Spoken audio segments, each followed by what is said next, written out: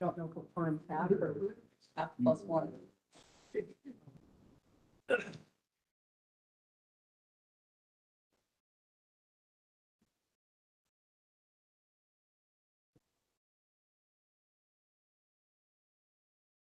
Tom, I'm waiting on Lee to get back.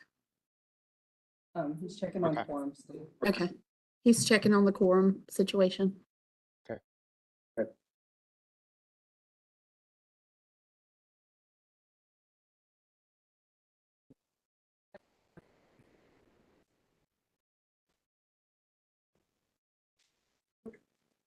Hey, Hope. Mhm. Can you ask him to sit on that side so that they both are near the microphone? Do you mind sitting on that side? Oh, just no. over near the microphone? And then can you move that microphone closer to us? So then the. There you go.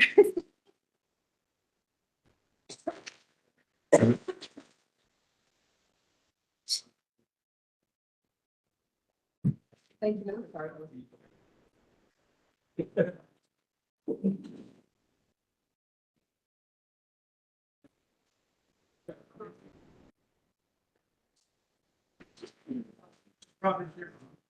Okay.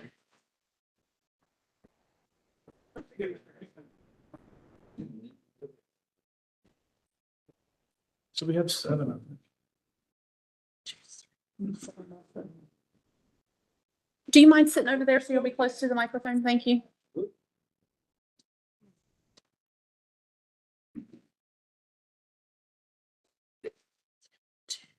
Right, sure. 3, 4, 5, 6. We have 6 right now. You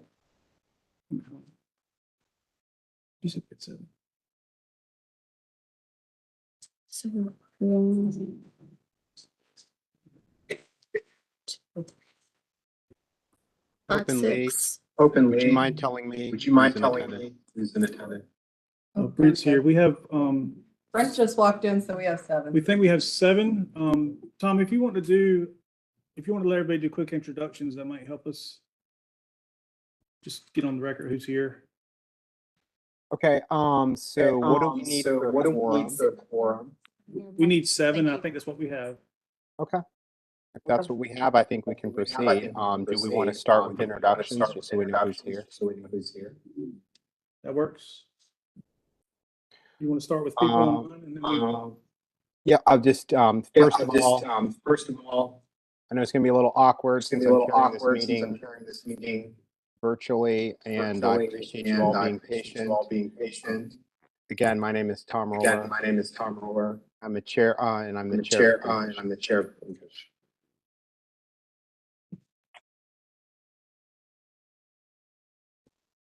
So do we want to So start with do we who's want to start online with who's online and go to in-person? and go to in-person?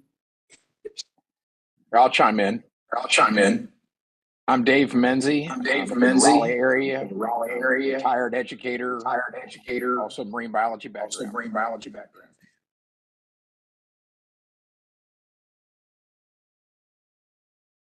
Commissioner Blanton, can you hear us?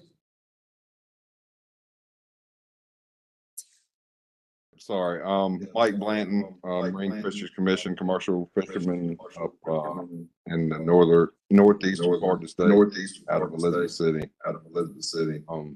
And just a quick thing here, we're getting a lot of feedback online, or at least I am. Everything's coming in double. So I'm not sure exactly what might be going on. I'm having the Hey, same Mike. problem. Yeah, me too. Yeah, I was just texting everybody about it. Even when they're talking online, Hope it's coming from our people talking. It shouldn't be doing that. Mm-mm. I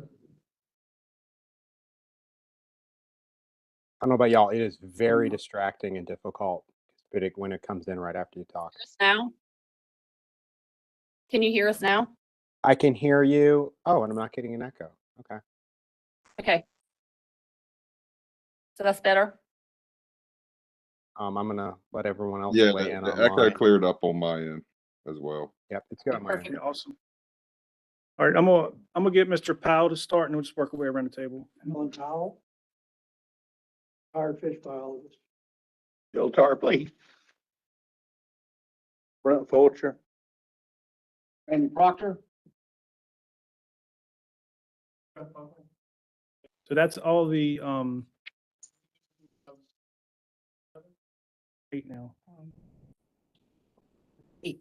We have 8 in attendance, Tom, so we have a quorum. Of course, we have the leads for Striped Mullet here. We'll let them introduce themselves. And for those who don't, as we start talking and stuff, but for those who don't know me, I'm Lee Paramore. I'm staff lead, and Jason Rock on the end of the table here is staff lead on the Finfish Advisory Committee. And then we've got support staff here as well. But if the Striped Mullet leads, we'll give a quick introduction. Sure. I'm Jeff Dobbs. I'm a co-lead for Striped Mullet. I work here in the CDO. I'm Willow Patton. I'm one of the co-leads for Striped Mullet, and I work out of the Washington region. And I'm Dan Zaff. I'm one of the co-leads for Striped Mullet as well, and I'm in the Washington regional office. And we have Corinne Floor beside me, who is our FMP coordinator, and she'll be taking motions tonight when we get to that process of roll call votes on the FMP recommendations. Yeah, and Tom, we're gonna do roll call since half the people are online and half the people are in. Is that good? Absolutely. We did talk about just doing consent, looking for opposition on minutes and agenda, if that's okay. We can proceed that way with that. Sounds good. So are we good with introductions? What I can do is I can just go ahead and call this meeting to order. Is that okay? Good. All right, so we're going to call the meeting of the North Carolina Marine Fisheries Commission Finfish Standing Advisory Committee on January 16th. We're going to call this meeting to order. The first thing we're going to do is look for an approval of the agenda. However, I do have one recommendation I would like to make. If it's okay with the advisory committee, I would like to move the public comment up after the staff presentation and before we go down the decision document and make our recommendations, so we can consider that public comment. If anybody agrees with that or would like to make a motion, I would be willing to entertain it. I'd like to make that motion. I was actually going to make that myself because I felt like the process isn't correct, not allowing the public to comment before we even discuss it amongst ourselves. So I would like to make that motion. Is that Brent? Yes, sir. Yeah, and just for the committee members, since I'm online, if you could just say your name before you speak, I think that would be really helpful, as well as for other people listening. So we have a motion by Brent Fulcher regarding the approved, amended agenda as amended. Do we have a second for that motion? Second, Randy Proctor. Thank you, Randy. We've got a second on that motion. Is there any opposition to this motion? Seeing no opposition, this motion passes by consensus. So we're going to move on to the next agenda item, and that is approval for the minutes from our previous meeting. If anybody has any corrections or issues, please speak up now. Otherwise, I will entertain a motion for the minutes.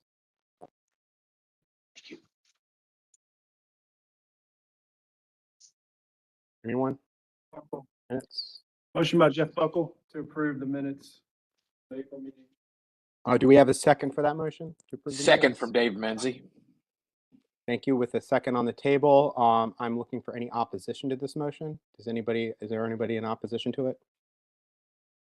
Hearing none, this motion passes in consensus. So we can move on to our next agenda item. And I believe that is staff presentation, correct? Correct. And whenever you guys are ready, go ahead.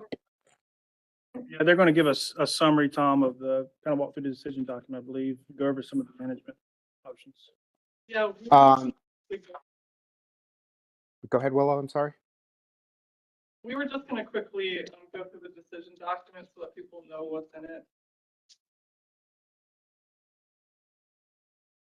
Okay, whenever you guys are ready, we will allow questions during this, and I do remind the committee to keep discussion to the next agenda item. But if you have any questions or clarification for staff, please feel free to speak up and raise your hand. So whenever you guys are ready, go ahead.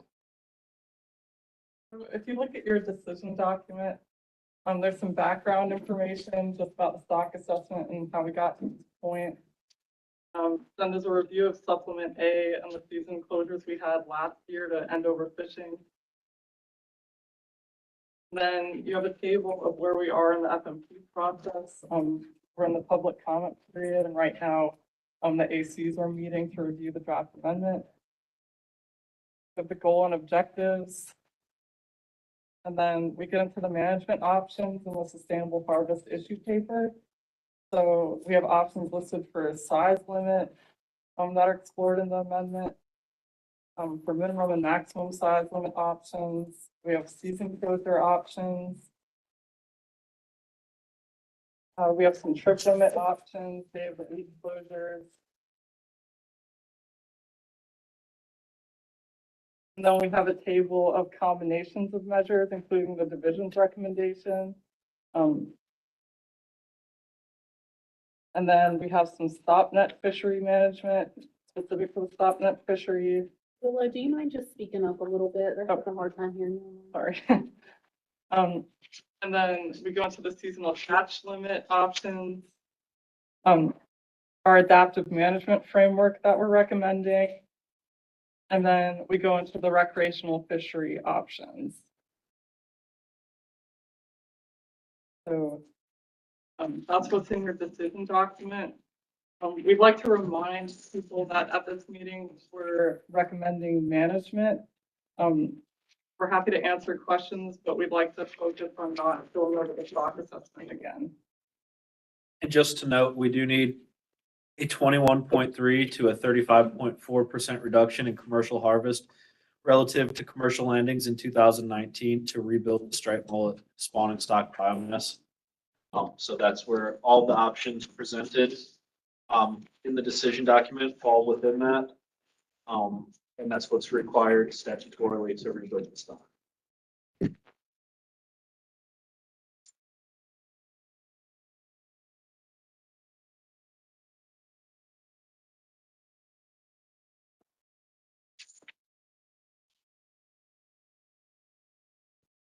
Hey, Tom, I think that's the summary form. So if there's any clarifications or anything now, you can. I see. Yeah. So if anybody has any questions, please speak up. I'm going to be working with Lee to make sure you guys are all heard in order, whether that goes to when we get into discussion as well. So if anybody online or anybody in the room has any questions, please feel free to ask. I'm going to give it a minute so everybody thinks about it. I know we've discussed this a lot, but.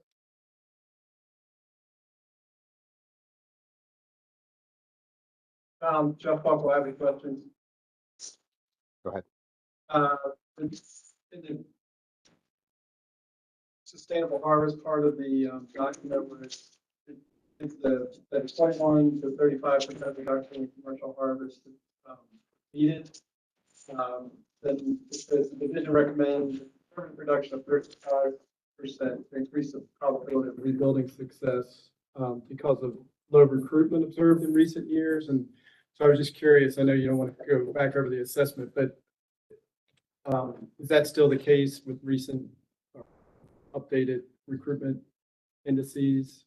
Or is that recruitment indices on that we're at the terminal year of the assessment? We're limited to only considering up to the terminal year of assessment for this plan. We don't have any updated recruitment indices. Thank you. I have a question, Tom, Brent Fulcher. Go ahead, Brent. So I'm trying to refrain from what you asked about dealing with stock assessment, but I went back and looked at some stuff and put some numbers together. And if you look at 17, 18, and 19 as a whole, as a year, look at what state's estimate of spawn and stock biomass was. 2 out of those 3 years, you recorded more red road landings than you even had spawn and stock biomass. So a rational person would think something's wrong when you look at the math. And then if you look at the landings, and I got this on paper if you want it, but you should have it also. And I brought one for all the members here want to get into it. And I reckon where I'm going with that, we can't change the stock assessment. I understand that. But we can also make recommendations and ask the division to make recommendations in taking a lenient reduction versus something when you say 21% to 35%. Why are we pushing for 35% when we know, the landings that happened this past year, the landings that happened the year prior, and then you look at this on the graph, and there's no way that you harvested for 3 consecutive years more red row mullets than you even had spawning stock biomass in your estimate. So it tells you that something's wrong. So what I'm asking you from my side of it is, we understand that we have to use assessment, but we want to take some leniency in the amount of management change because we already realize that there's something wrong. The models are great, but the models are only good as the data that goes in them. And if the data that's going into the model isn't correct, you're going to come out with the wrong result. And it's kind of, put it in layman's terms. You go to your CPA and you got all your receipts in a bag, and right before you walk in the door, half your receipts fall out, and you give the CPA what you got. They're going to prepare a tax return that's correct on paper, but it's not correct because half your receipts is out there in the street. So just want to say that I think there needs to be some, and I think it needs to be conveyed by the division that there needs to be, this needs to be looked at very optimistically that there's some flaws in this. I just want to stress that the division realizes that the magnitude of the SSB could be dubious, but it's the trend, the stock trend that we're really worried about. That SSB saw a steady decline throughout the time series. And that's the concerning nature. It's the model is capturing the trend more than it is trying to extrapolate an exact value. It does extrapolate that, but that's not really the purpose here. We're looking for concerning stock trends and not necessarily trying to guess exactly how many fish there are, because that's not really the relevant number here is exactly how many fish there are. It's the model trying to look at the stock health and determine when we're at a cautionary state. So that being said, you can look at last year. I've got my landings right here. And the management created a real deterrent for the fishery in a lot of situations. It created a derby fishery.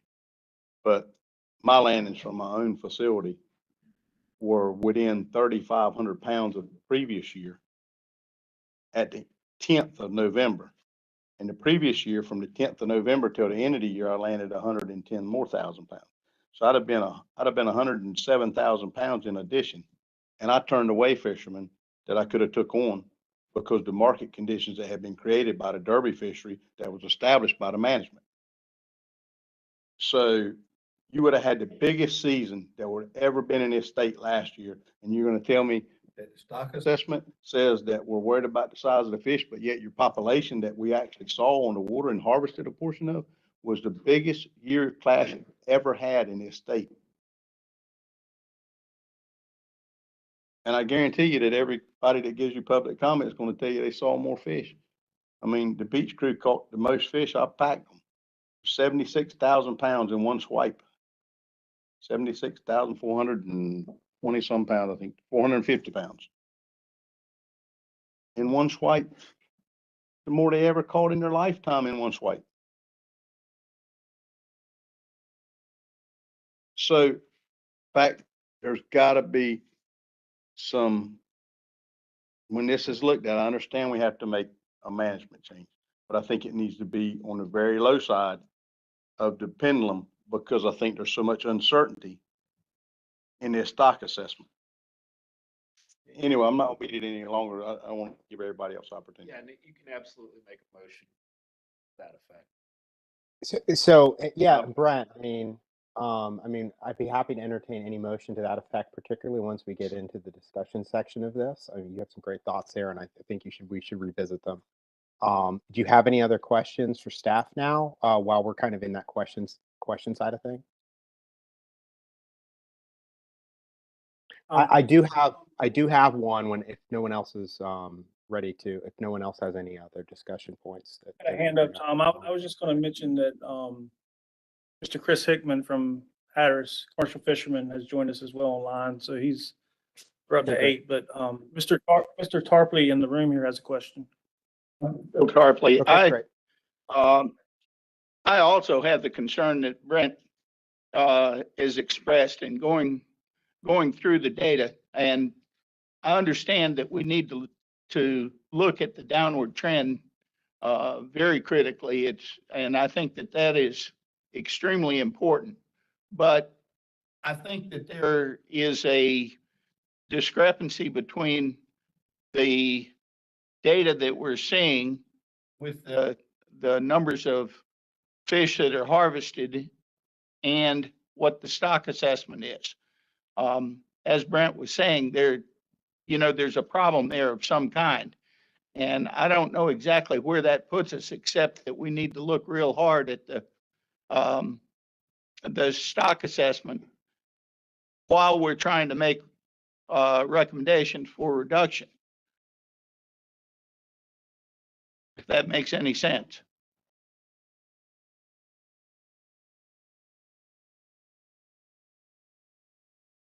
Mr. Tarpley, do you have any specific questions or clarifications for staff? It just seems to me that there's a problem there that we need to look real hard at. We'll say that we have seen, in our 915 sampling, have seen an uptick past couple of years. We don't have the stock.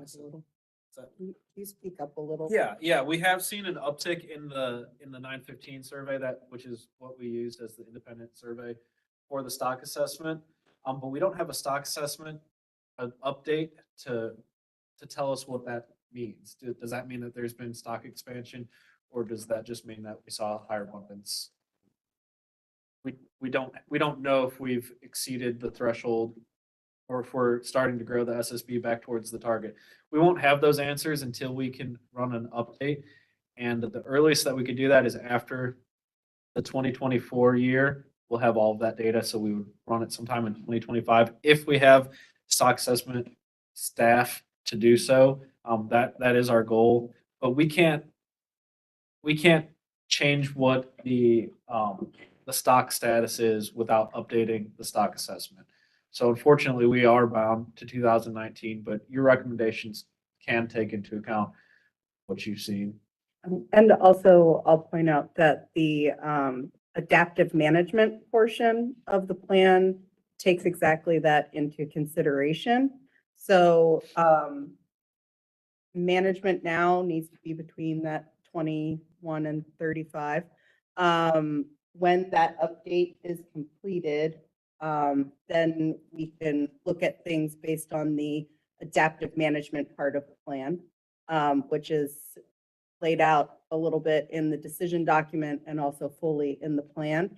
And that allows management to go either direction, either loosened or tightened, based on what that new updated stock assessment status says.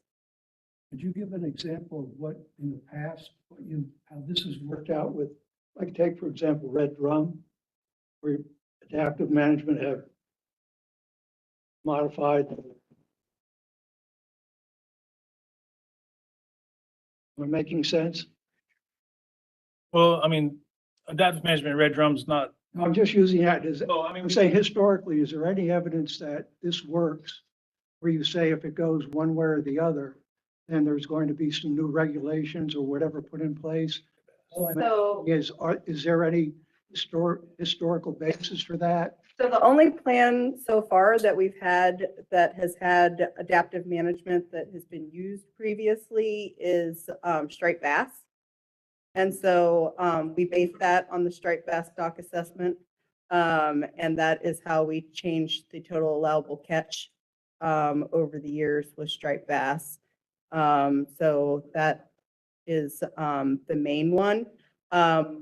Previously, in Amendment 2 of blue crab, we had adaptive management based on the traffic light. But Then we did the stock assessment, and now that management is based on the stock assessment, which is being updated now.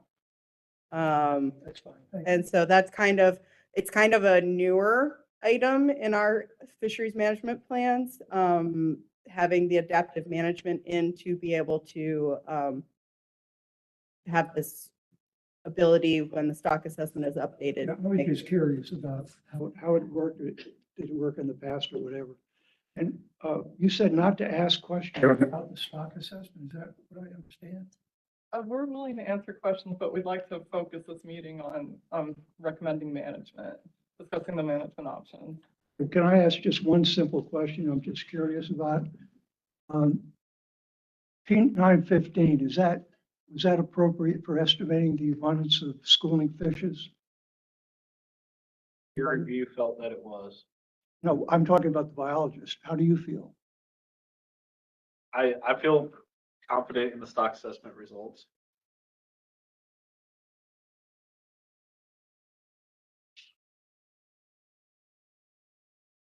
I have another question. Recruitment estimates. How did you estimate recruitment?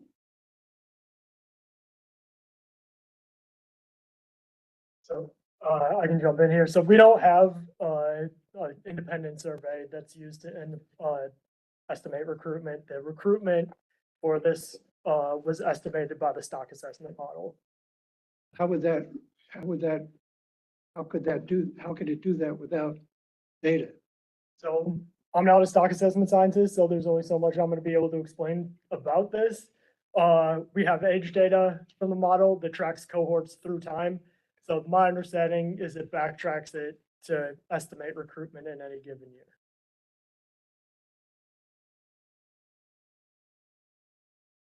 You don't have a juvenile survey for striped mullet. That's correct. We don't have a juvenile survey for striped mullet. That is one of the research recommendations that's been included in the stock assessment that will probably also be carried forward in the amendment. Thank you very much. Does anybody have any questions that is not regarding the stock assessment? If no one does, I have a quick question. If we go down to the recreational section of the document and we see the for hire vessel and bag limit and the DMF recommendation, I'm just curious on the intent of that. It says, with an exception for hire vessel operators to possess a bag limit for the number of anglers they are licensed to carry. How does that apply to captain and crew? And I only bring that up because captain and crew limits have been a subject of a lot of debate in other fisheries recently.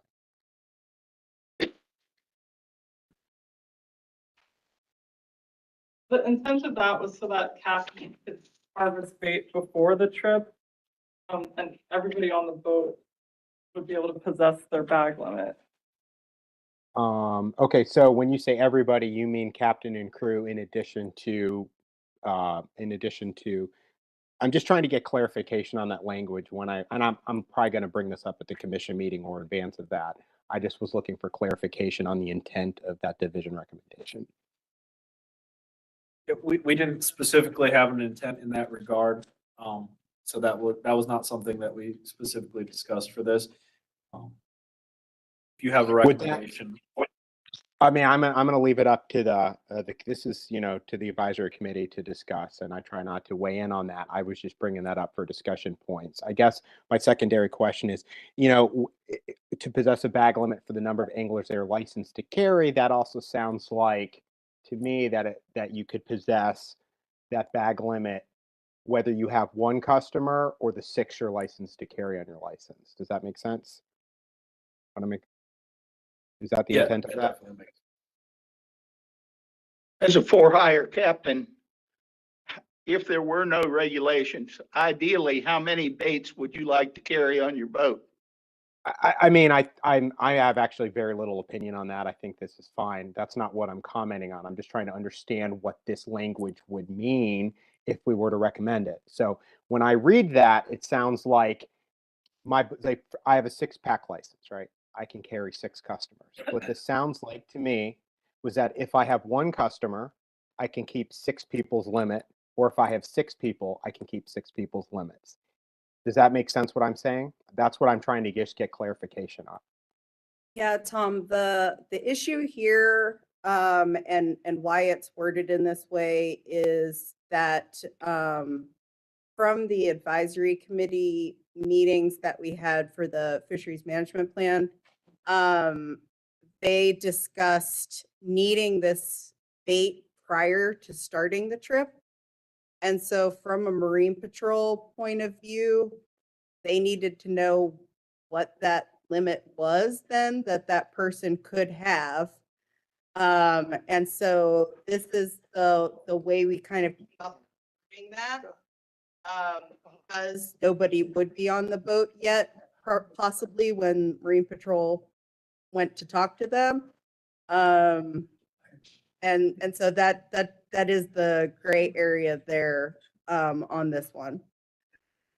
Thank you, Corinne. And I know I had discussion with that and some of the advisors on the FMP thing, and a lot of us agree with that and think that's important. Again, I was just looking to kind of like have a little discussion about some of the gray area there, but I do understand the intent. If you're going to tell me that is Marine Patrol is okay with that, I'm fine with it. I just wanted to bring that up because it was just a question I had when I go through the document. Does anybody else have any questions for staff here? Yeah, Tom, Jeff Buckle. Go ahead. The option 6, the stop net, catch cap, that 30,000 pounds, is that based on the 30 on the short average? Is that 30,000 pounds? Yeah, so that would actually not, we base everything off of 5 years there, but that definitely would not be any reduction from the terminal year because I don't think that they landed any terminal year. And even a 5-year average, it would be well above that. During the advisory committee for the FMP, that workshop, we had someone from that fishery as well as other industry folks and recreational fishermen. They agreed that they wanted to allow this fishery to continue to operate because of its cultural and historical significance. And in discussions, we found that might be a reasonable number that would permit them to get operating. While it wouldn't be a reduction for the fishery as a whole, it would be full and limit expansion.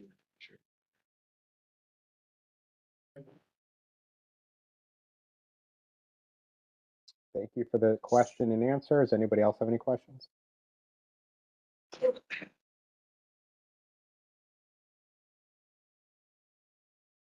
Well, if we don't have any more questions, I believe we can move on to public comment.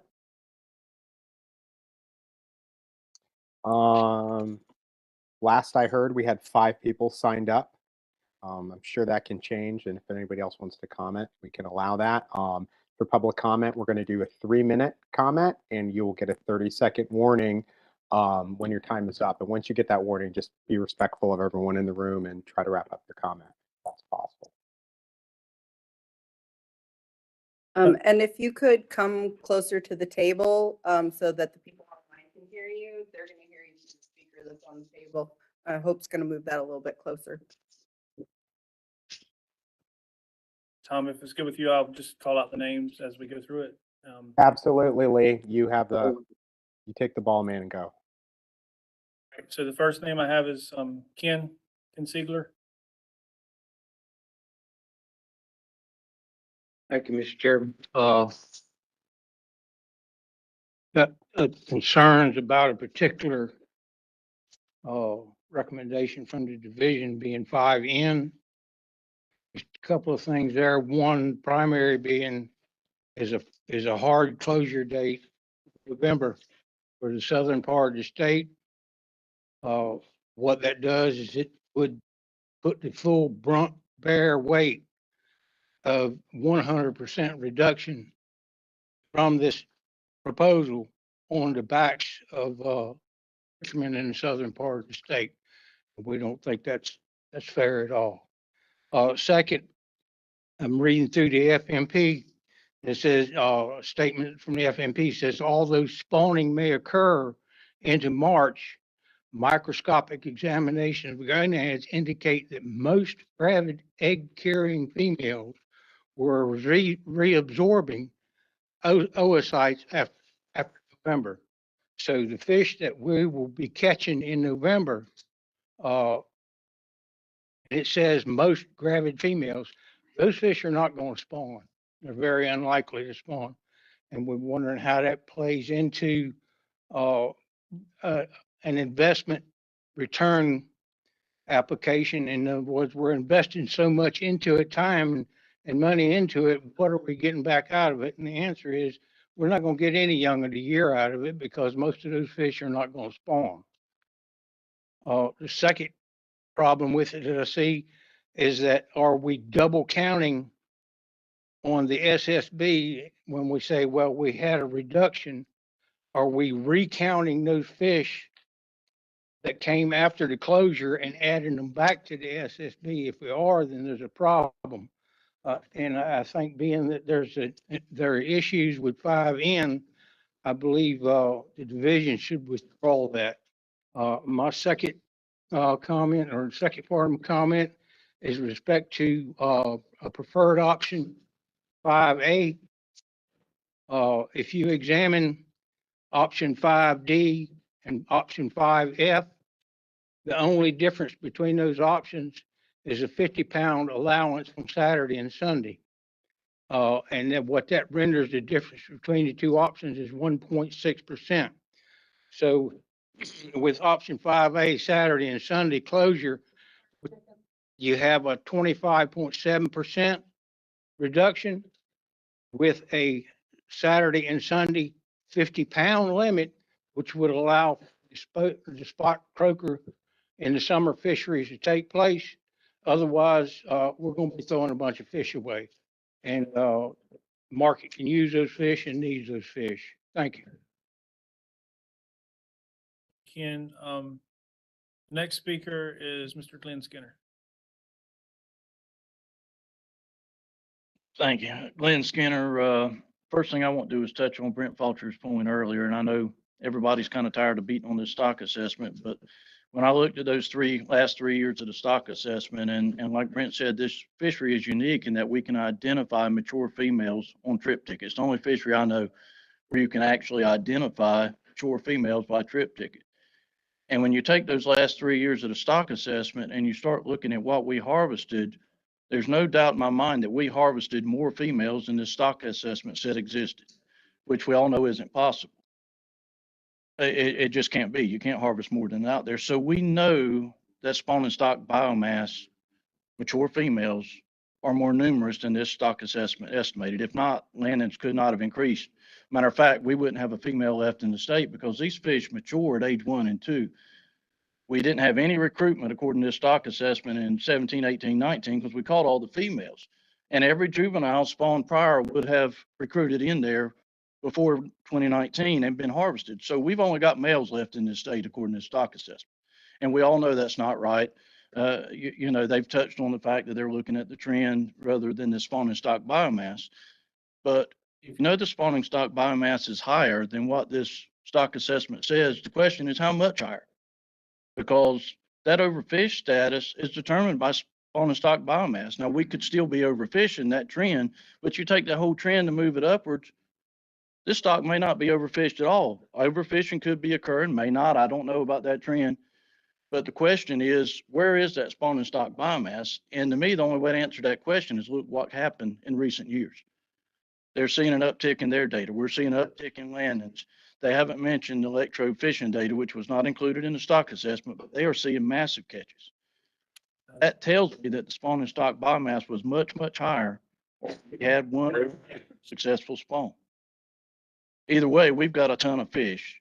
And the only reason I point that out, we have to manage this fishery, but there is a high degree of uncertainty. We know there's a ton of fish in the water. You can't catch what we've caught without a lot of fish being in the water. We know we got a lot of escapement last year with that closure. You don't have to shoot for the moon here. A weekend closure gets you a 25.7% reduction, gives you a cushion to come back a couple of years down the road and look at this. And if you adopt adaptive management, they can adjust it according to the results of the stock assessment. But don't make a recommendation that goes crazy and shoots for the moon when there's this high degree of uncertainty in this fishery. And I hope Mr. Buckle, he's more knowledgeable on this than I'll ever be. Maybe he can help me understand this, but I don't understand how a stock assessment can say that there's less than we harvested. It blows my mind. So I'll leave it with that and hope y'all do the right thing. Glenn, the next speaker is Joy Frost.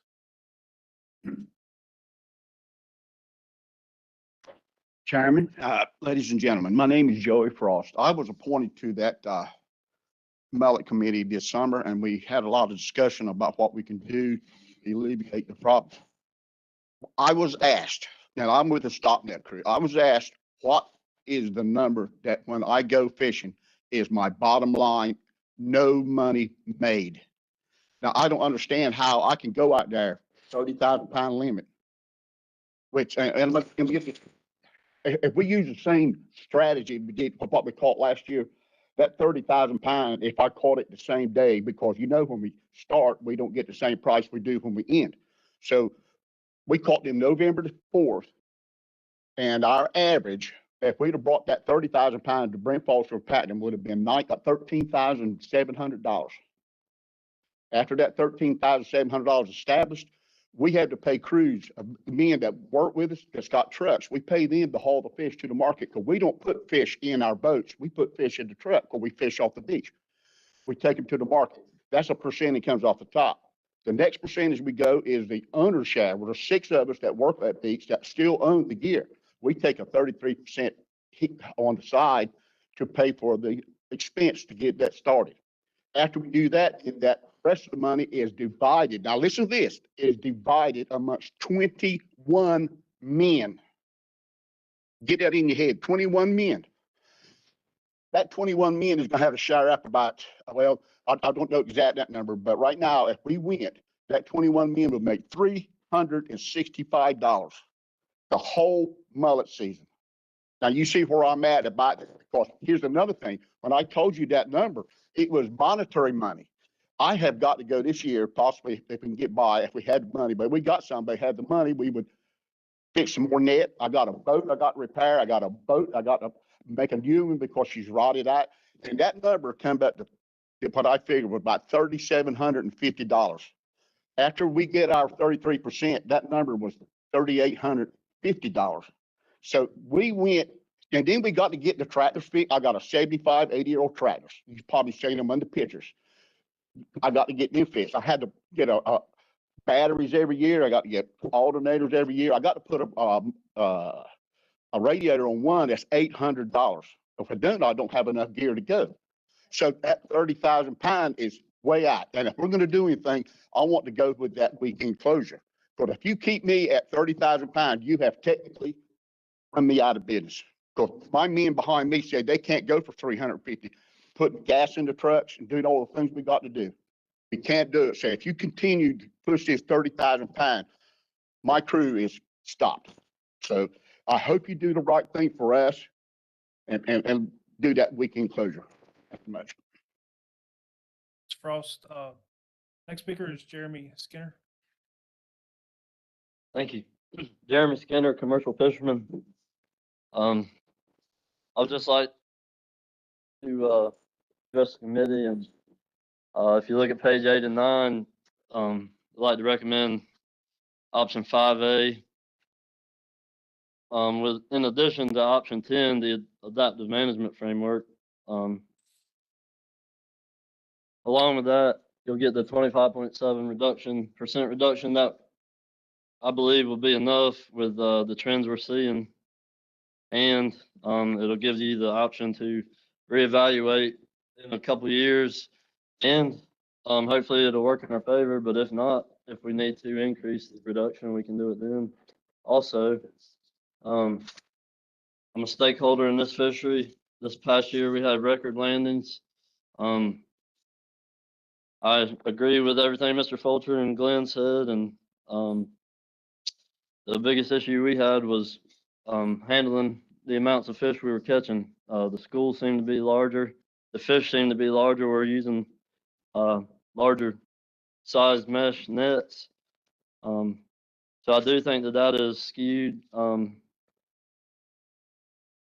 Currently, I know we're going off of the 22 assessment, but everything we're seeing is showing an upward trend, and I hope everyone considers that and considers option 5A in addition to option 10. Thank you.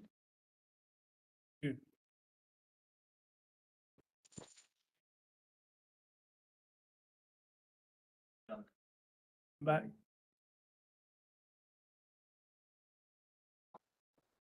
Okay, thank you. That's what I had, and, Brian Peel, I couldn't tell if. Okay, was there anybody else in the room that should speak on striped mullet management? Okay, Mr. Chairman, that concludes public comment. All right, thank you, Lee. I guess we can move on going into the decision document. We can commence our deliberation.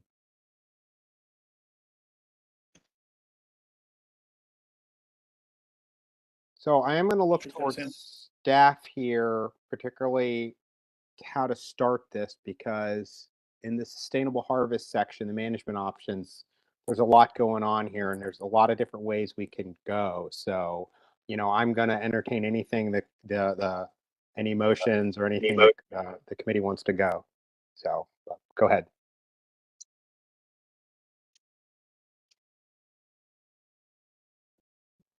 Mr. Fulcher had his hand up. Oh, I'm sorry. Go ahead, Brent. So thank you, Mr. Roller. I have a question for staff, and I don't know if they've run any numbers, but we've got a lot of different numbers ran about different scenarios, such as weekend closures, in addition to caps at certain times of the year. And then we talk a little bit about the stop net and a set poundage. Was there any runs or anything looked at as far as specific dates on the stop net fisheries? So traditionally that fishery operates from October 15th as long as December 31st. That's what it's permitted for. If that was shortened any at all, did y'all look at a way to allow the fishery to operate similar to it all, to the way it's always evolved?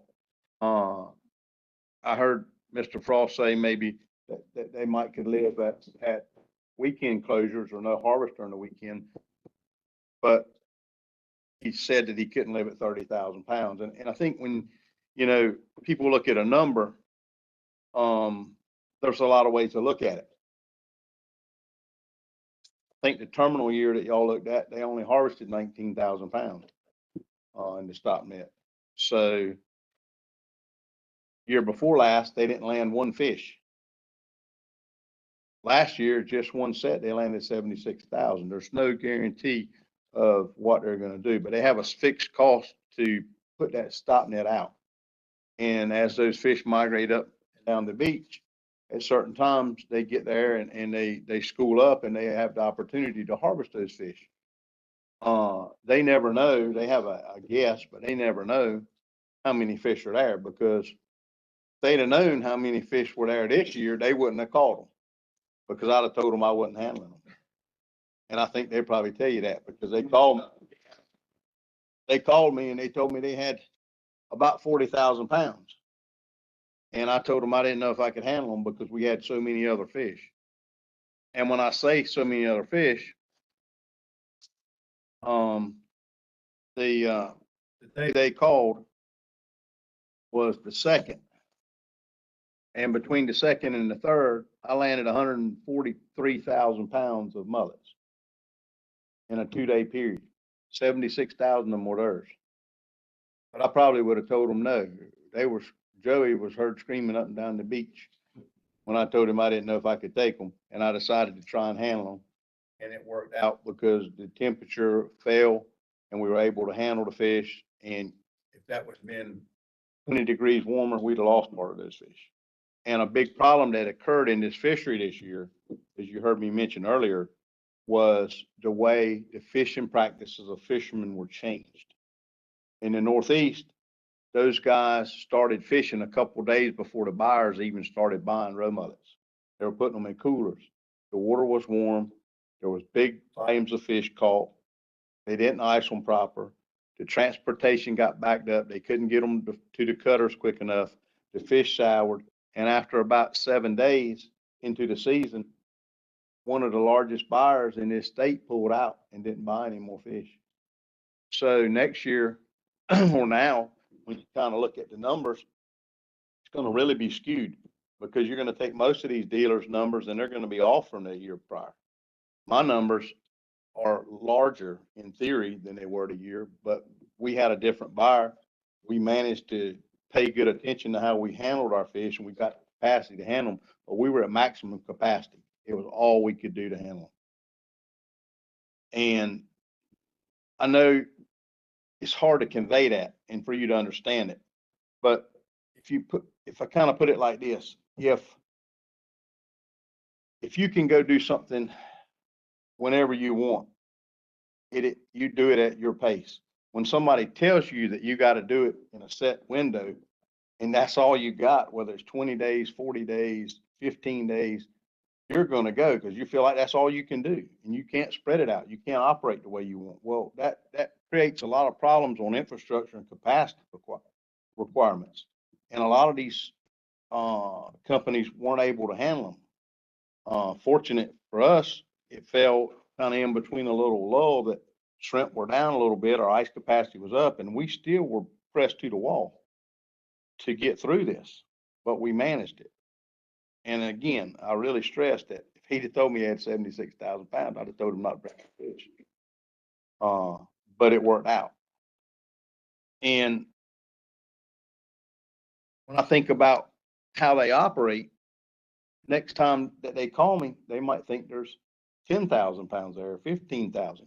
Well, if they got 15,000 and they got a tack of 30,000, they go get 15 the next time, maybe the school's 30,000 pounds. You know, what are they going to do with those other fish? Once they take those fish in, they're on the beach. That's going to be a problem. It's going to be an eyesore. It's going to be a problem for the state. I think we got to figure out a way for them to operate that they can operate and harvest what's there. If there's not many fish in the ecosystem, they're not going to catch many fish, number one. I don't know if you can run numbers with shortening the season and get it in time enough to use it for information. I don't know. I kind of was thinking about, you know, what would happen if you had October 15th is typically their start date and cut them off a month short, you know, cut them off at November 30th and not give them the month of December or December 1st. You know, would that allow them to operate at least from October 15th to the end of November, the way they traditionally would fish? And, you know, I'm already in favor of, I feel like that we have too many unanswered questions by looking at previous landings and data that can't be included as far as for management, but they definitely can be included in our comments and the way we look at the management. So we don't have to go on the high side when we know there's that much uncertainty. We can go on the lowest number or somewhere close to that and meet the requirement and give an opportunity to see if the stock shows that in the next year or two when you review it, especially, you know, looking at adaptive management measures. I think that's the fair way. I think it's fair for them. I don't think this past year was fair for fishermen south of the 58 bridge. I've heard people talk about that. I've had a huge amount of fishermen that sell me there. There was a huge issue right to begin with. I was first told that I couldn't even buy fish south of 58 bridge by my dealer for the entire state. We got that straightened out. But I have fishermen that fish on both sides. And a lot of fishermen migrate. I mean, they start in Juan Cheese, they follow fish right on to Florida. So you have to think about the way traditionally fishing practices occur and the way people operate and the way they operate their businesses, and then trying to incorporate it into the decision document, in my opinion. And I think by, you know, possibly you heard a gentleman earlier mention 5A, maybe that weekend closure straight through. Solely that, and maybe trying to figure some way to stop net fisheries operate somewhat historically the way that it has, but maybe shorten them so that you do have enough reduction not to exceed the 21.7 or whatever the number was the minimum would be something that I think, or 21.3. You know, maybe you try and get down there to get close to a number. I don't know how difficult that would be for staff to try and tease out. This is the FMP on the board. So just so you can know that I'm pretty sure this is where Jeff was gonna go. Well, first, I was gonna try to address all of the questions that you had. First off, for the stop net for calculating end dates, due to the sporadic nature of that fishery and the trends we've seen that the fishery is moving later and later in the year, I don't think that we would want to go back and look at like 80s, 90s for reference years, just because the season has shifted, and therefore I don't think that it would be feasible to calculate an end date. But if you did do a weekend closure that incorporated the stop net fishery, that's where that first column with the 25.7% would come into play. I think that you don't even need to take into account a separate allotment for the stop net if you don't want to consider a catch cap. That's not something we're tied to. I do want to say that the recommendations from the state, we didn't just decide those out of a vacuum. Those all came from the AC workshop. At the time, there was industry support for those. Now we're hearing that there's not, pretty much across the board. We are flexible. We're just looking to get a reduction.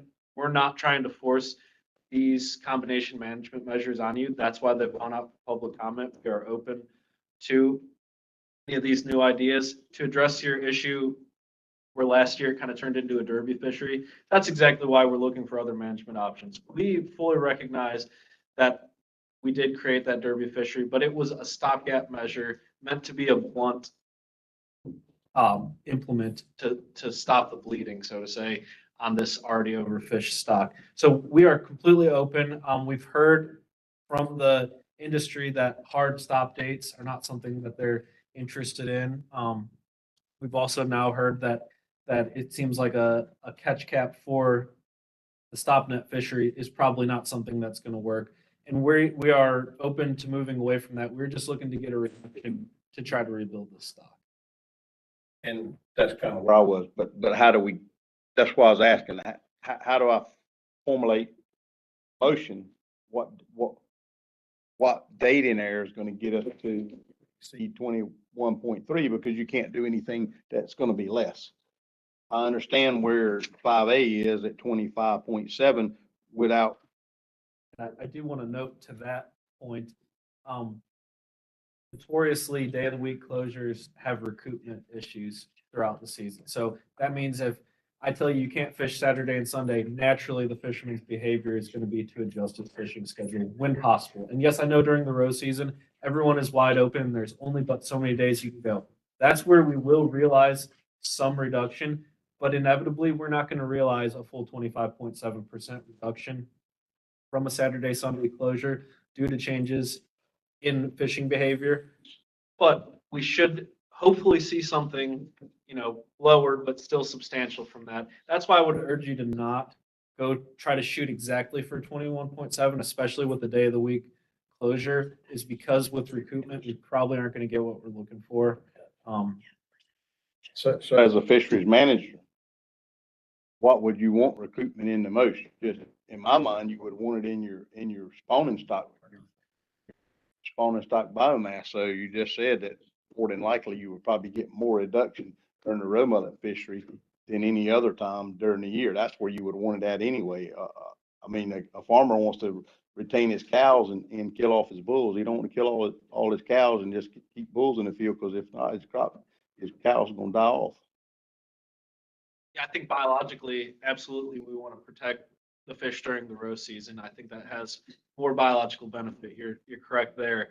But in terms of what you can pass for emotion, I don't think that there's any limitation as long as it meets the statutory. I think you got the information, but I think you can also ask these gentlemen in this room that when those fronts come through and those fish are in Pamlico River, how quick they move Pamlico River to go out Beaufort Inlet and they're gone.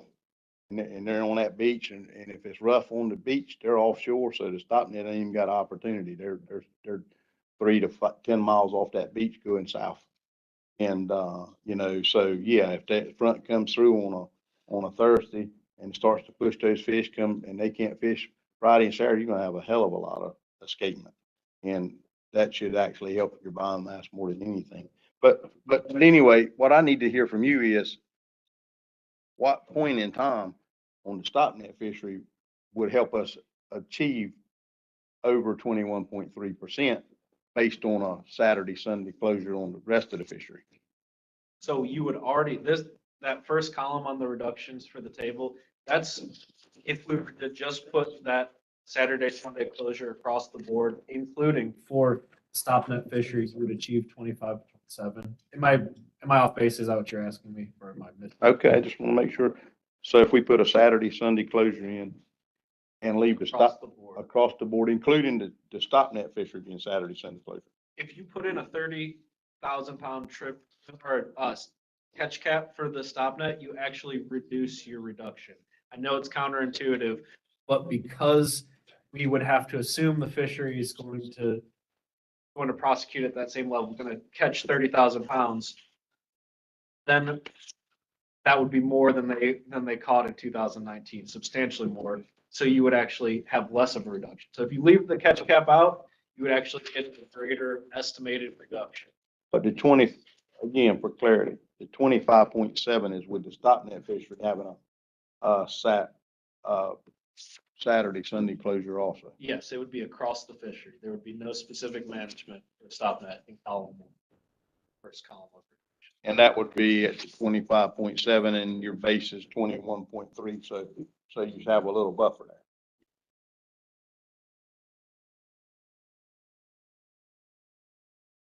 I'm sure I'm not the only one with a question. No, yeah, no, that's.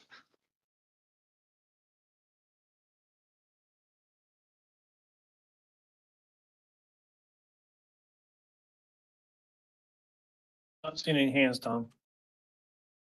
So, you know, Brent, thank you for that. I know you've got a lot to provide here for this discussion. And so kind of my next question for the committee here was how we want to approach the decision document. You know, and like I said, I'm willing to entertain any motion, how we want to proceed, but we do have a lot of options here. Is there anything that we want to say we don't want to have included, you know, or we think the Marine Fisheries Commission shouldn't debate, such as size limit options? I mean, what it sounded like listening to Brent's discussion is that we kind of want to look at specifically looking to option 5 to try to get our reduction, if I'm correct there. So I'm curious, any thoughts on how we want to proceed here? If we have any ideas, things we don't want to include, or how we want to proceed in making a recommendation. And we've heard very clearly from staff that we are very open to any sort of new ideas or anything that can be discussed or included. Mr. Powell has a question. Go ahead, Comment. Mr. Powell. Yep, Mr. Chairman, I would suggest, looking at these options, 5A, 5C, and 5F, those recommended by the FMP Advisory Committee, and then 5N was the recommendation by the Division of Marine Fisheries. So maybe we should just look at those 4 options, or perhaps consider those 4 options, I should say. So, Make okay, that's very, yeah, sorry. No, I'm saying that was my question for you, Dr. Powell. Looking at those options, do you want to have discussion based off of those, or do you have a motion that you would like to make? I would like to make a motion that we only include options 5A, 5C, 5F, and 5N. So we have a motion on the table. Do we have a second for that motion, or would you like to see it up on the board first? Do you intend to include the 30,000 pound stop net cap in those? There's two options for those. I would go with the first column percent reduction. So that Those would are be the a- correct ones?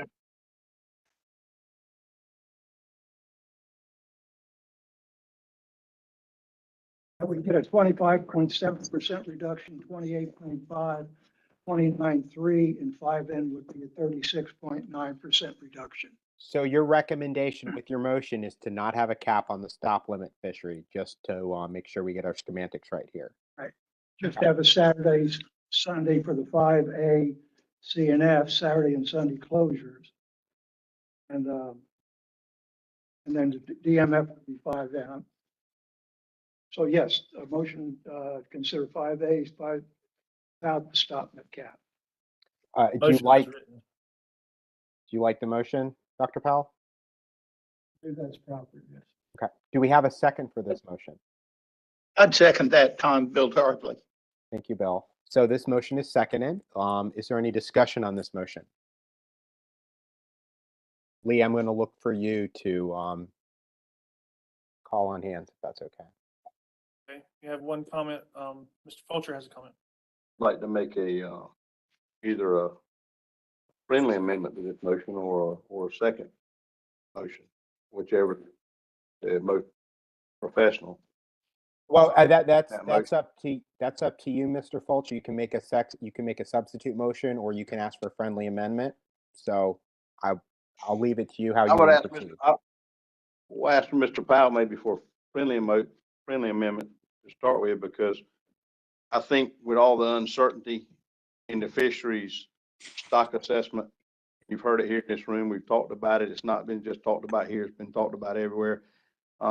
Even staff is talking about it. I think with that, taking that in consideration, I think option 5A, the reduction at the 25%, 25.7 should be the only thing discussed coming out of this committee. I don't think there's any reason to go at any higher interval rate of that. I think that's probably too high, honestly, personally, but I do understand that you have a job to do and you have to meet at least 21.3. So that's the leap. Brent, I'm just going to throw out a suggestion here, just for. Yes, sir. Would you say, like, I think, and I'd look for some clarification from Dr. Powell, but he was saying that these options should be included because the FMPAC recommended them, right? Would you say what you're suggesting is that we make 5A our preferred option to be considered? I personally don't believe that anything other than 5A should be considered, for the simple fact that there's too much uncertainty in the stock assessment.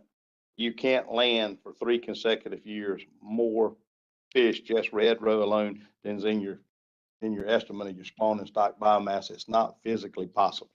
Now you're making a management change, not on solely commercial, but on recreational also based upon that. I think 5A is the only thing that should be looked at personally. And I don't think anything needs to be looked at recreational. I think the stock is fine, but I think we've got a bad hand with the stock assessment, so we're forced to do something. And I think the least that we can do is 5A, so that's why we got to take it. Chris Hickman. Go ahead, Chris. I'd be willing to do a look at somewhere between the 21% reduction and hold off from making anything other than that until we figure out which model we're going to use to calculate the number of fish. We seem to be all over the place and trying to make a decision on bad information. Thank you, Chris. So we do have a motion on the floor, and I'm kind of have some uncertainty to how we want to proceed here. So I think we need to address this motion first, right? So what is the pleasure of the committee? Do we want to entertain a friendly amendment? Is there a substitute motion? Does someone want to withdraw this motion and look at another motion? These are all options that we can do under Robert's rules. So I'm looking for clarification from y'all. We have to consider the friendly amendment first? It's up to you to consider it a friendly amendment, I believe. Yes, I would consider it. Yes, thank And you. then the person who seconded it, Mr. Tarpley, would need to also, accept it.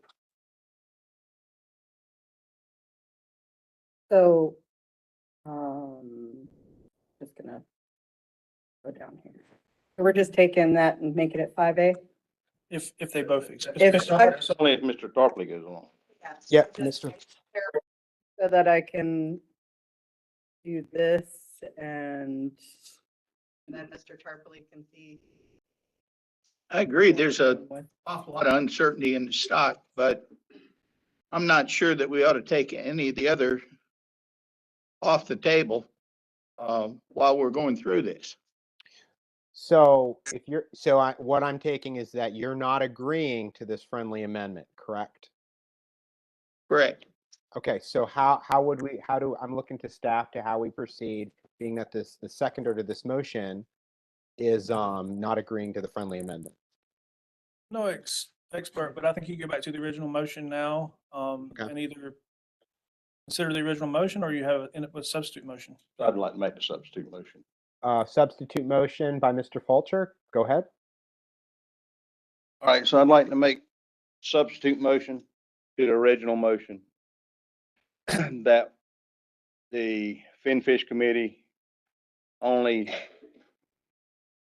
or recommend to the commission that 5A is used for management at the 25.7% reduction, which exceeds the 21.3 that's necessary by law without any stop net cap.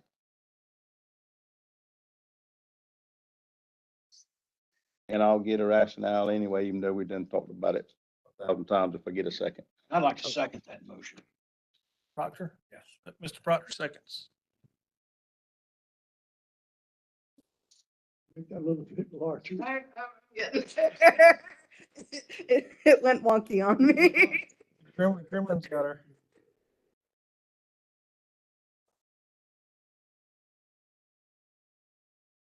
You guys will just verify that that's correct motion.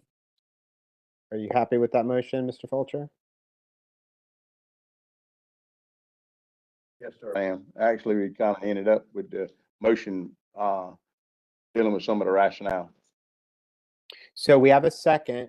Was that Mr. Proctor seconded this? Mr. Proctor, yes. Okay, so we have a second. Do we have any discussion on this motion? Mr. Fulcher, would you like to provide your rationale? Yes, sir. Okay, go ahead. Thank you. So based upon the last two mullet seasons, I think it's pretty evident that the stock is on the rebound. I think that if we wouldn't have had management measures in place last year, you'd have had the largest recorded year the state's ever. That being said, there was other information that I put forward that I teased out of the stock assessment, talking about the estimate of small and stock biomass during the year 17, 18, and 19, that basically we exceeded that estimate of biomass just in red row alone. So with all of that being said, there's so much uncertainty in this fishery and this stock assessment presently. I don't think that we can rightfully take a decision to take something from someone more than what the law requires us to do. I understand we're required to do something, but we shouldn't have to do the maximum. And I think 25.7 exceeds the 21.3 that's necessary and gives us a buffer of 3 or 4%. Hopefully that we fall within that, and at the same time, the stock assessment starts to show what we're actually seeing in real life out on the water. I just have a question now that,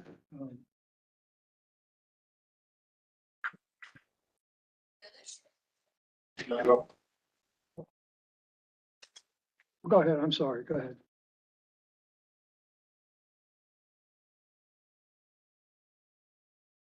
Got time for questions, Alan? That's something. Mr. Hickman, did you have a comment?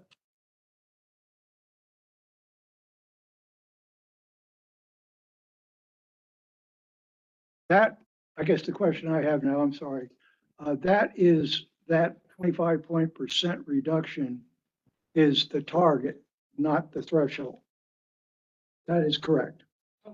The target is the 35%. The threshold is that 21%. That's a lot closer to the threshold than the target for the reduction. We were recommending to be closer to the target. And just for Yes, I do. clarification from staff, I believe that you mentioned earlier is that you said don't focus so much on the number because when we start looking at how we make reductions, such as this weekend closure, it's very hard to get to that precise number, correct? Plus, we're going to see fishermen behavior change. That's correct. So I would like to add on because I understand where Mr. Hickman's at. Mr. Hickman's exactly where I'm at. He felt like 21.3 is the maximum we should do, in my opinion, because of the state that the stock assessment appears to be in. But I don't see any numbers of recommendations that's come out of the workups that give us anything less than 25.7. So that's the reason I picked 5A, and I hope he can kind of follow along and understand that. That's the least evasive this decision document or decision that they gave us to kind of pick. And if we go start picking things on our own, then we might not meet the reduction and that wouldn't be able to be used. So I'm just trying to pick something that's already been quantified by staff that meets the legal requirement. Thank you for that point. And that goes back to what I just said earlier, bringing up the staff's point, is that sometimes when we look at these reductions, we're trying to get to a specific number, but we just can't quite get there quantitatively. So, and that was my understanding from staff on this one. So do we have any more discussion on this motion? Yeah, I have a question for Jeff Hobbs.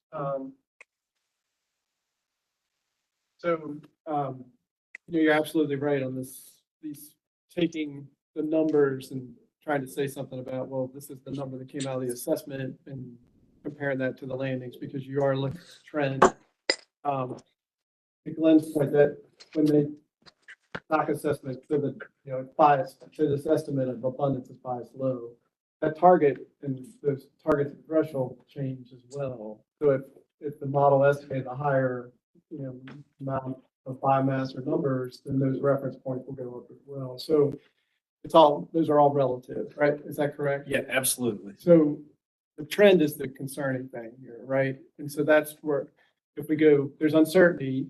So if we go too low, but there's this trend that's headed downward, we're concerned about that as well, being too close to the 21%. So I want to get some clarity. So I hear you. The information is that you've got indication in the fishery, not only in the landing, but also in the fishery independent surveys that there's an uptick. So there's evidence that it's not continuing this trend downwards, right? We're getting the uptick. Is that the program 915, the division's GillNet survey, is that uptick? Can you provide us some, has it come up to, numbers, the max catches that you've seen before, or is it halfway to those, or? So 2023 would be all anecdotal because we don't have our data finalized until April. We don't even have all of the data entered yet because of some staffing issues. I know in this area, which is not used in the stock assessment, this is the area I'm familiar with, I work out of. We have seen better catches this year than this area started in 2018, so short wind reference, but definitely better than 18, 19. No data for 20. Only have half a year for 21. But yes, we have seen better catches. Dan could speak to the Washington office, which is a major component of what we use in the stock system.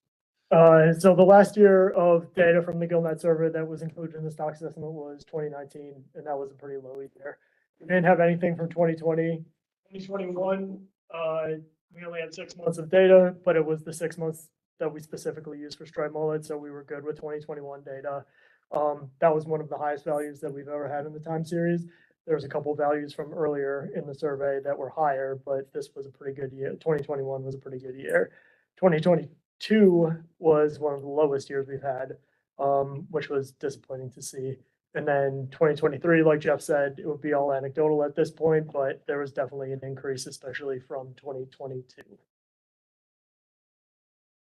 Thank you.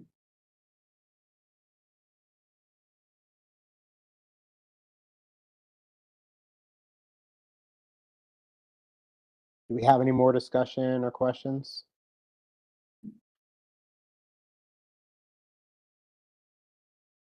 If there's none, I think we can commence with a roll call vote on this motion.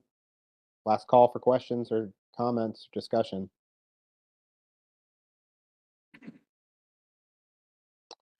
All right, then. I'm going to call to question the motion and we can commence with a vote.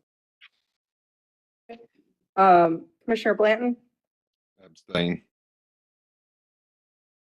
Jeff Buckle, Nay. okay, Louis Dunn is absent, Brent Fulcher, Hey, yes. Chris Hickman,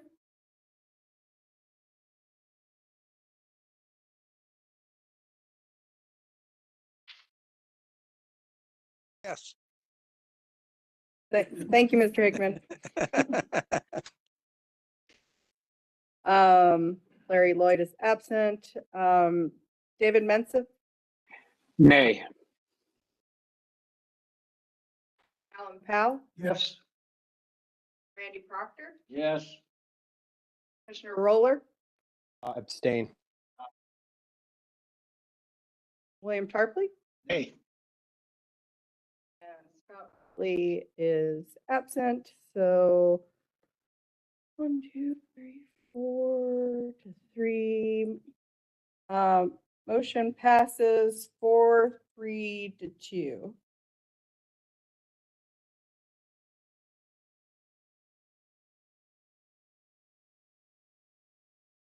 So typically when we do a substitute motion under Robert's rules, we vote on the substitute, then it becomes the main motion and we vote on it again.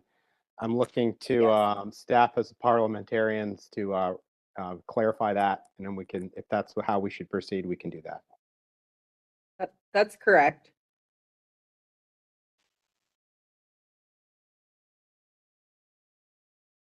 Okay, So we're going to vote on the So, same motion again, because that's what we do under Robert's rules. It's now the main motion. So go ahead. okay. So Commissioner Blanton, Abstain. Buckle is absent. Mr. Fulcher, Aye. Mr. Hickman, Yes. Lloyd is absent. Mr. Mensa, Yes. Mr. Powell, Yes. Mr. Proctor, Aye. or Chair Roller, Abstain. and Mr. Tarpley. Nay. Okay. So this motion passes 1, 2, 3, 4, 5 to 2 to 2.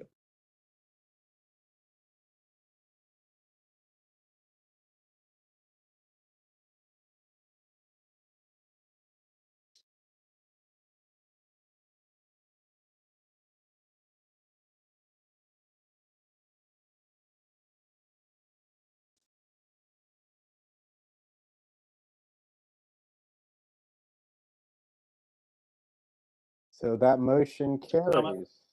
So Carries. I'm looking for once we move on from this motion, how the committee would like to proceed. This motion does address a lot of the reductions, so we can move into the next options unless anybody else has anything they'd like to bring up. This is a lengthy section in the decision document.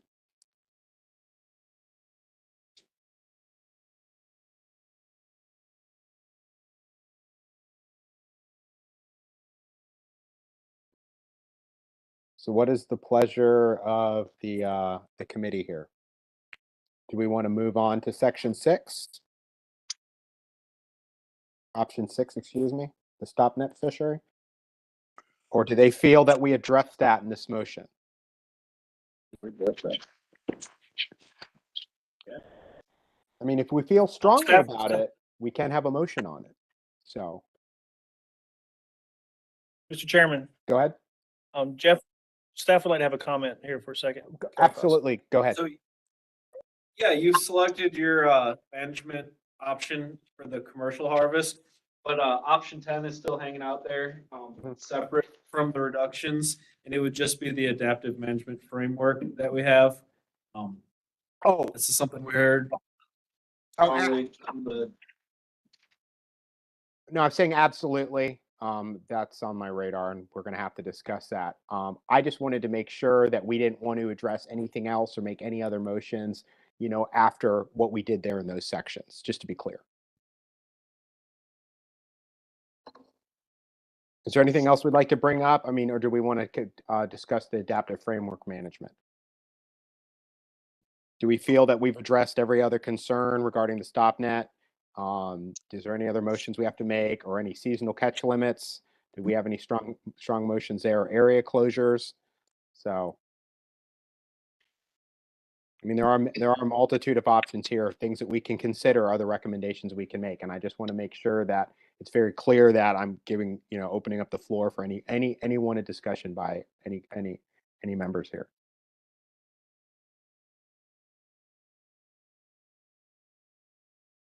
Mr. Fulcher has his hand up. Oh, go ahead, Brent. Chairman Roller, as far as I'm concerned, I can't speak for anyone else, but I'm ready to move on to option 10. Okay. If I'll open the floor. Does anybody else? Does everybody agree with that? And we can just move on to option 10, the adaptive management framework. I've head nods. Okay, excellent. That's what I'm looking for, y'all. Thank you very much. All right, so going on to option 10, adaptive management framework. Who would like to begin the discussion here? We can I'm happy to entertain a motion as well. So the floor is yours, guys and gals.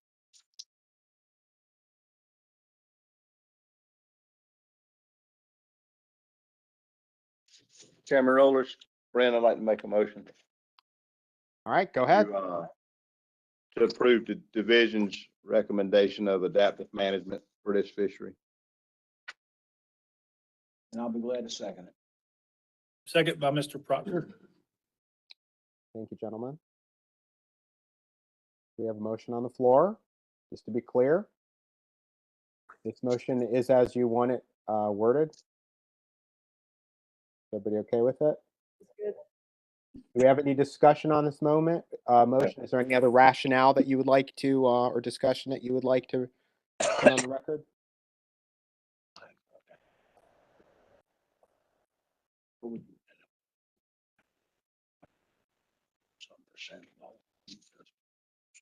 So if there's no discussion or any comments, we can go ahead and commence with a vote on this. Commissioner Blanton?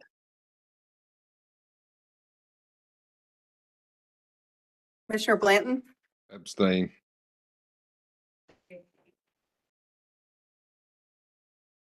Okay, Jeff Buckle? Yes. Lewis Dunn is absent. Brent Fulcher? Aye. Christopher Hickman? Yes. Okay, Larry Lloyd is absent. David Mensa? Aye. Alan Powell? Yes. Randy Proctor? Aye. Commissioner Roller? Abstain. And William Tarpley? Aye. Motion passes 1, 2, 3, 4, 5, 6, 7 to 0 with 2 abstentions. All right, that motion passes. We can move on to the next section, which is the recreational fishery. And I'm happy to entertain any questions, any discussions, or any motions here.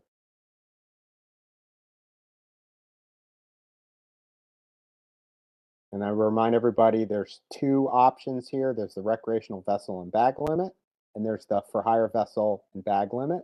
And they both have different categories, as well as both have a DMF recommendation.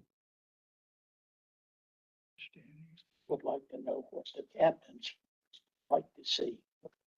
Think is practical, have on board.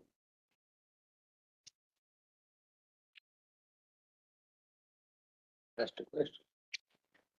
I had asked for Tom, and I would like to know what number of baits a captain would like to have on board if there was not a regulation. What would their target be? What would they desire?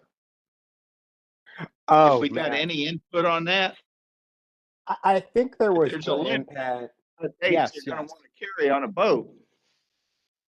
So, and I think this was getting into my questions, and I'm just going to speak for myself here. I would say that I believe this was pretty well discussed at the FMP Advisory Committee, and I think this is what they came up with. I mean, you know, you ask me how many I want. I mean, 50 per person is a lot. I have some great live wells, and I'm not sure they can maintain more than a couple hundred, right? So I think that is a good number for me personally, but that's only for me. And I do believe that the recommendations from the AC were pretty well discussed and vetted.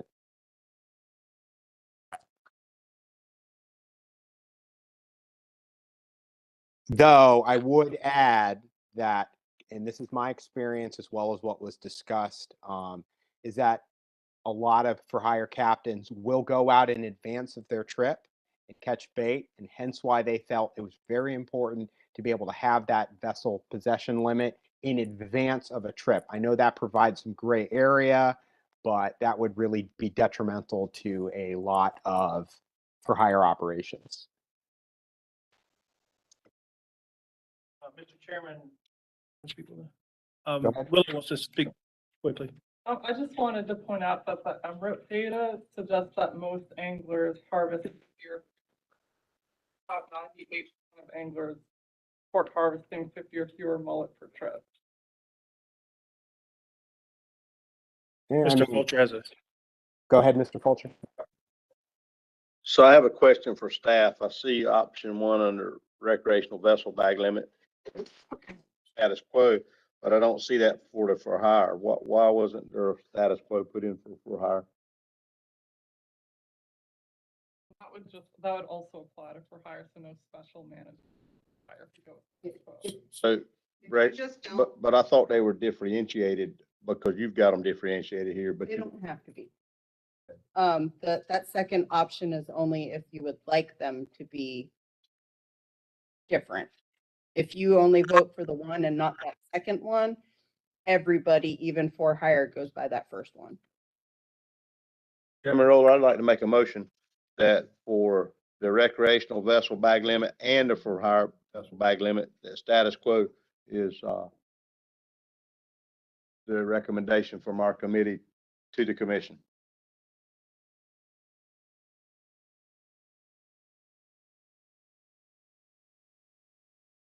Okay, we have a motion on the board.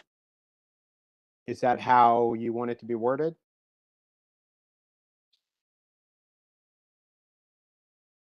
Yes, sir, it is.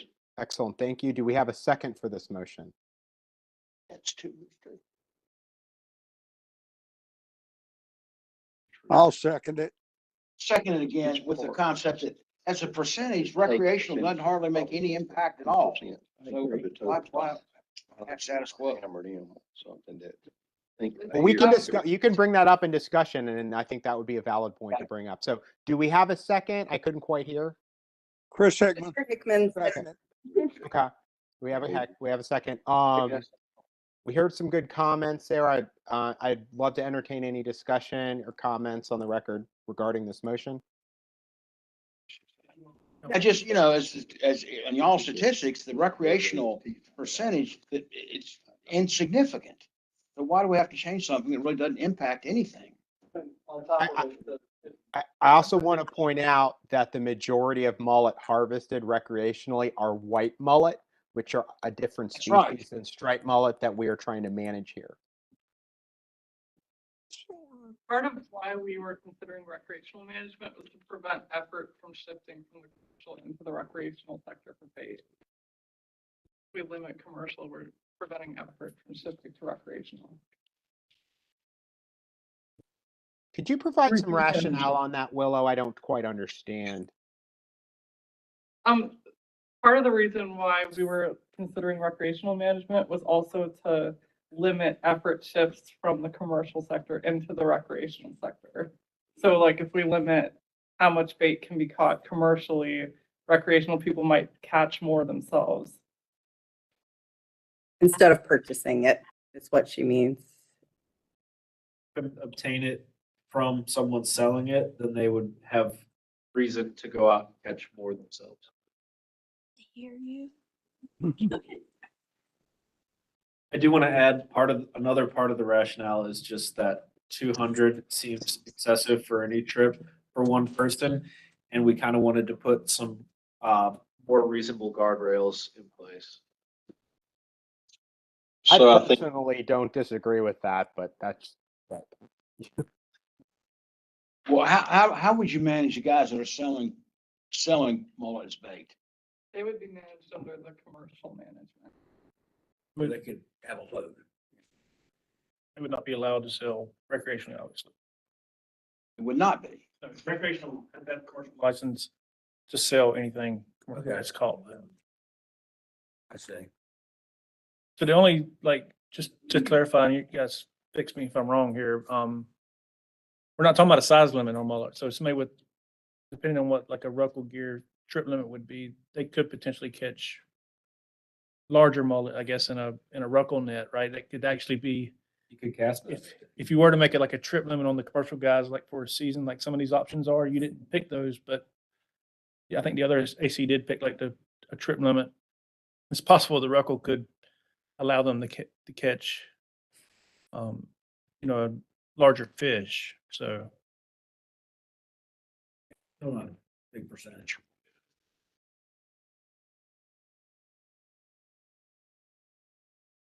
So what is your feeling about what percentages, ballpark percentage are we talking about here? For the recreational percentage or From for what would be of the commercial?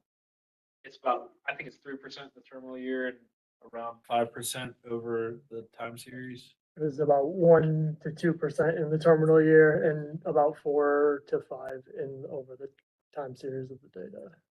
That would be the commercial, it would be put in the commercial bin. Is that correct? I don't think I'm understanding this quite well. So in the terminal year of the stock assessment, recreational harvest accounted for approximately like 1 to 2% of the total harvest, commercial and rec combined. And then across the entire time series, recreational harvest accounted for like 4 to 5% of the total harvest. and so I think I heard Dr. Buckle say, but I know Willa talked about it, that the MREP data showed how many fish? Most anglers report harvesting 50 or fewer. Right, so even using the division's recommendation, you're already staying at status quo pretty much. But you're putting a limitation on now, you're putting more management on for Marine Patrol as already stressed. I think that for talking about 2% or less of the total TAC of the fishery, I don't think there's a need for management at that point. If you see an uptick, you've got adaptive management filled in and you can address it at that point. That's the reason we put the adaptive management in. You can make management measures if you see a fishery change or migrate because of the management that you're taking. I'll just remind everybody, status quo isn't no regulation on the commercial fishery. There's already a 200 fish bag limit in place. So Marine Patrol is already responsible for enforcing that. On the commercial or the recreational?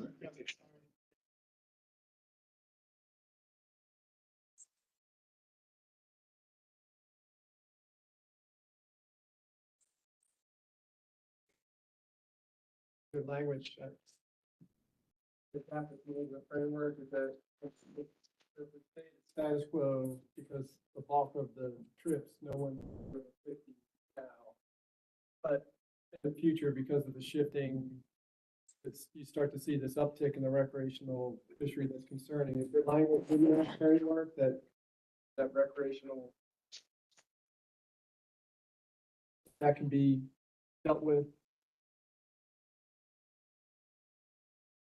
So Well, that'd be I read it in under the first option sentence. I read it in the first sentence of 10. It says commercial and recreational fisheries for mullet would apply to both. And it gives them the discretion by a lot of different multitudes to manage it at that point.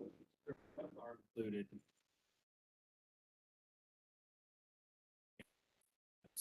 Through adaptive management.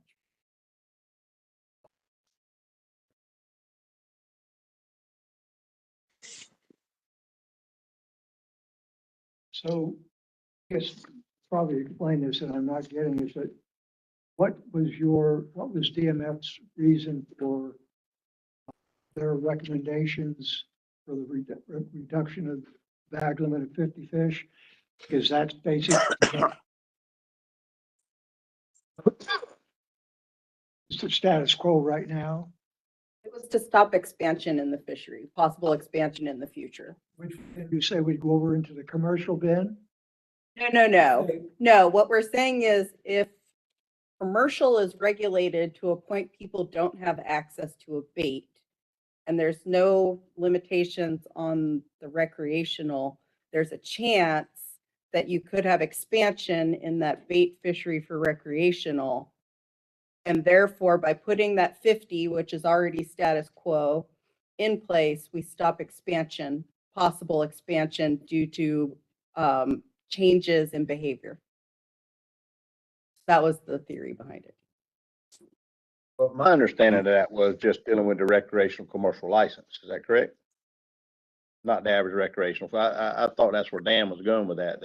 Part of it. I think you have to remember that the recreational commercial gear license people are gonna be harvesting a bigger size fish than the cast netter. I think most of the people that's got a recreational commercial fishing license catch shrimp. They don't target a whole lot else. They might used to target flounder years ago, but that's defunct, so they don't do that no more.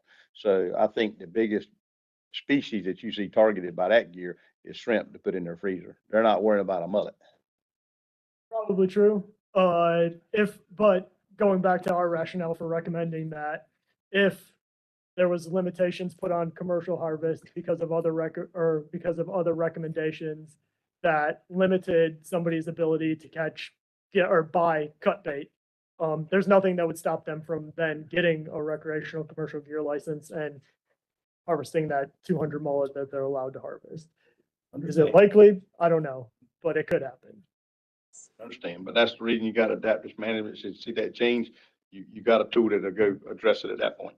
For sure. So we could actually do it. I mean, we could do it now, or we could wait for it to go off the rails and we could do it then. Either way, like, it's available to us. We go off the rails at 1 or 2%. I don't think we're going to end the fishery immediately. I think you got some time. I think you got some buffer there. Probably right. All the question, move on. Question on that, on those recreational, options. Was there a, one that was endorsed by the striped mullet, FMP, AC? I see the DMF recommendation, but I didn't see the, is that the same as the striped mullet? So in the current way of how so FMPACs don't make recommendations. There are things that they discuss throughout it and whatever. The recommendation, the parts in option 5 that say the AC endorsed, those are combination of what they added. Because before that advisory committee met, there were less options.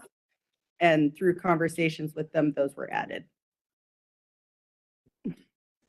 So, what the AC endorsed is in the plan. I can't remember it off the top of my head. They did endorse a lowering of the bag limit. I can't remember if it was 50 or 100 fish. I want to say it was 100. And I think they did support the 4 hire vessel limit as well. I can look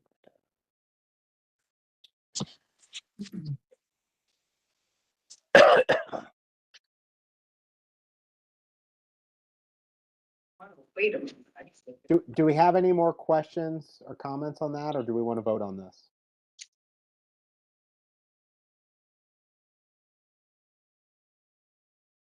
So if we don't have any more discussion, we can commence with a vote.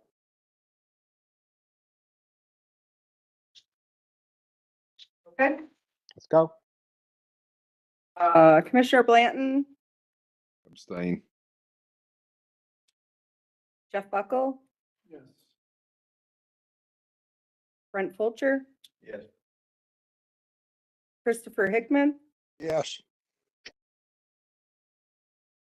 Dennis Mency, Yes. sorry. A cough was coming. I'm sorry about that. Alan Powell, Abstain. Randy Proctor, Aye. Commissioner Roller, Abstain. and William Tarpley. Yes.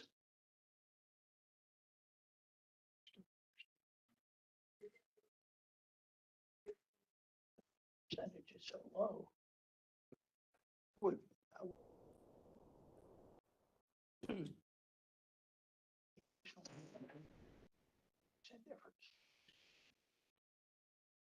So Tom, that vote was 6 to 0 to 3. So that motion passes. So, that pretty much is the entire decision document. We've been pretty good about keeping on the agenda in time. Are there any other points of discussion or motions that the committee would like to make regarding this decision document? Or any other discussion we'd like to have since we have some time? I'd like to make some, just a observation, Chairman Roller, for you and, Chairman Blanton. Go ahead. I think you've heard it discussed here from all aspects. You've got a fisheries biologist sitting across the table on the other side. You've got a retired one sitting down the table. You've got people in the industry. You've heard from people in the industry. You've heard from people on the recreational side, and the same sentiment, I think, carries forward from everyone. I think everyone is very concerned about the data that was presented to them in the stock assessment, trying to make a viable decision of how to manage the fishery to move forward. And we all want to be conservation friendly and a steward of the environment, but we also don't want to take people's livelihoods and opportunities away from them by using stuff that might be potential with this much potential for uncertainty.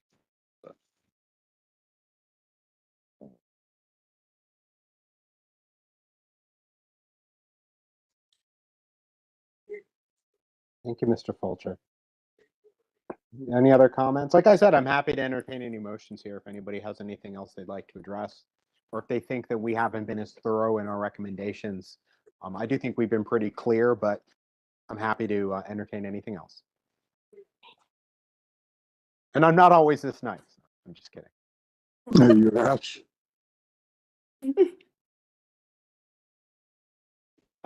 Jeff Buckle, I just wanted to thank the EMF staff for having all the answers right at their fingertips. So that was very helpful for the discussion. Thanks. Thank you, Jeff. I could not agree more. Absolutely, you guys have been excellent.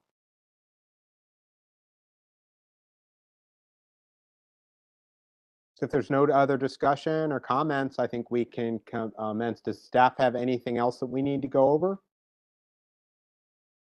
Tom, I was just going to remind the committee that there's in your mail out, you got some highlights from recent meeting, kind of covered recent appointments to the commission, water quality information, management plans, some rulemaking stuff.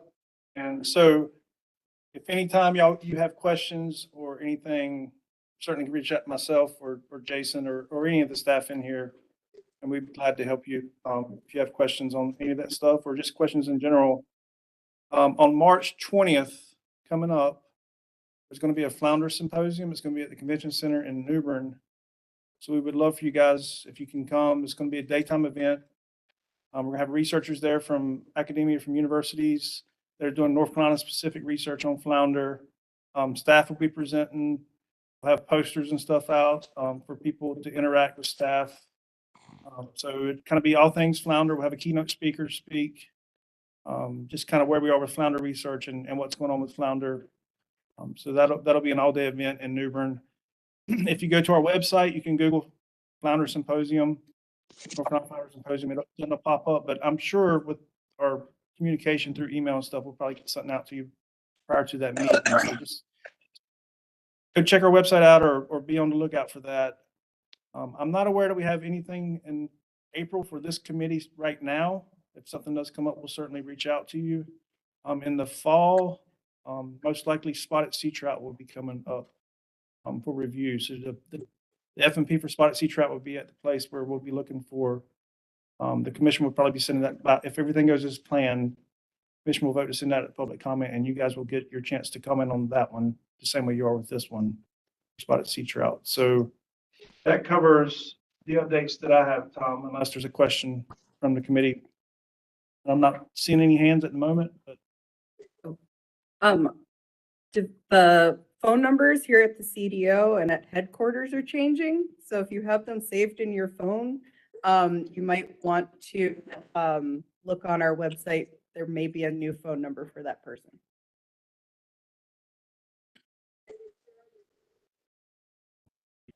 Ask, is that all phone numbers or just the ones that you? It is all phone numbers for this building and that. Main number for the division stays the same. No, the main number did not stay the same. The 1-800 number stayed the same, but the main number to the 7021 was changed. Transfer for It- a while, right? It will transfer for a while, but just so you know, so you could update your phones. They're changing tomorrow. it'll be forwarded for a while. It'll still work. But yeah, update soon. So any questions for anybody? Okay, Tom, I think we're good on this end. Okay, so I mean, if that's it, I mean, we can, I don't usually do a motion to adjourn the meeting, but we can go ahead and adjourn. I think we're good. Thanks, Tom. All right, everybody, thank you so much, and thank you so much for your discussion, and also thank you for your patience for dealing with me being virtual. Appreciate you all coming. Drive safe. I was gonna tell them I don't know why they had